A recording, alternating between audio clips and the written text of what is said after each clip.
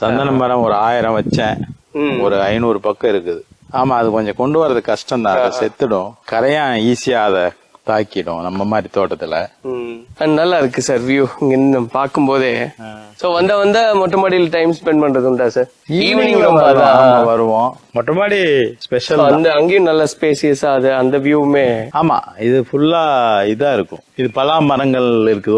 ஒரு பலா மரம் ஒரு 30 மரம் இருக்கும் என்கிட்ட. மாமரம் ஒரு 10 மரம் இருக்கும். நெல்லிக்காய் மரம் ஒரு 30 இருக்கும். எல்லா வெரைட்டியான ஃப்ரூட்ஸ் ஐட்டங்களும் இருக்கும். ஃப்ரூட்ஸ் ஃபுல்லா. ஆமா, அந்த கொய்யா செடி பாருங்க, பீட்ரூட் கொய்யான்னு சொல்லி பீட்ரூட் கலர்லயே கொய்யா இருக்கும். கொய்யாக்கா பாத்தீங்களா? இல்ல, ஒரு பீட்ரூட் தொங்குற மாதிரியே இருக்கு பாருங்க. ஆமா, ஒரு அந்த கலர் சொல்றீங்க. இலையும் அப்படிதான் இருக்கு. அந்த கொய்யாக்கா பாருங்க, பீட்ரூட்டாவா இருக்கு. கட் பண்ணா பீட்ரூட்டோட ரெட்டா இருக்கும். வெரைட்டியா அந்த விஷயங்கள் எங்க கிடைக்குதோ அதை அப்படியே எடுத்துட்டு வருவோம். கொய்யா மரம்னு சொன்ன உடனே எனக்கு தேவயானி மேம் அந்த படத்துல, விஜய் சார் படத்துல கொய்யா மரத்தை ஃப்ரெண்டா அந்த மாதிரி ஏதாவது நிஜமாவே மரம் அவங்களுக்கு ஃப்ரெண்ட்லி அந்த மாதிரி ஏதாவது வச்சிருக்காங்களா சார்? இல்ல, அவங்களுக்கு பிளவர்ஸ் மரங்கள் ரொம்ப பிடிக்கும். அது சரக்கொன்றை, அது ஏப்ரல் மாசத்துல மஞ்சள் அப்படியே பூத்து தொங்கும். இது கூட அவங்களுக்கு ரொம்ப பிடிக்கும். இது குல்மகார் இல்லையா?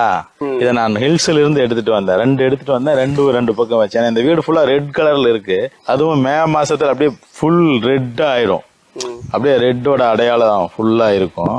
அந்த மாதிரி கொய்யா பழம் தட்டினா விழுமா, அது நினைத்தேன் வந்தா இல்லையா? ஆமா சார். அது தேவயானி என்கிட்ட 400 கொய்யா செடி இருக்கு.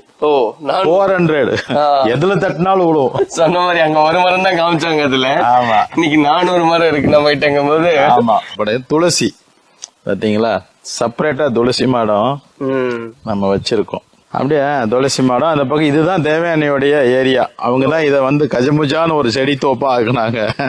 அவங்களும் அவங்களோட ஆமா, அதாவது ஒரு மரத்துக்கு இவ்வளவு தூரம் இருக்குன்னு இடைவெளி இருக்குன்னு இருக்குது. மினிமம் ஒரு 20 அடி இடைவெளி இருக்குன்னு ஒரு மரத்துக்கு. அது மகிழ மரம். சும்மா 4 அடியில 5 அடியில சும்மா நட்டு வச்சுட்டாங்க. நாத்தை வாங்கிட்டு அந்த சந்தனம் பழங்கள் விட ஆரம்பிச்சிருச்சு. பழங்கள் அப்ப அந்த பழங்கள் அங்கங்க இப்ப ஏரியா ஃபுல்லாவே போயிடும். பாருங்க, இந்த 2 கூட சந்தன மரம். இது நம்ம நடல, தானா முளைச்சு வருது. அந்த இது விழுந்து பழம் விழுந்தாம அது ஏகமா எங்க வேணாலும் விழும். இந்த தோட்டத்துக்குள்ள 2 பழம் தானா விழுந்து இந்த காக்கா கொத்துறது, அப்புறம் எடுத்துட்டு போடுறது. அதுதான். அப்ப இந்த ஏரியா ஃபுல்லாவே சந்தன செடிகள் தன்னால முளைக்க ஆரம்பிச்சிடும் நம்மளோட இந்த முயற்சியினால.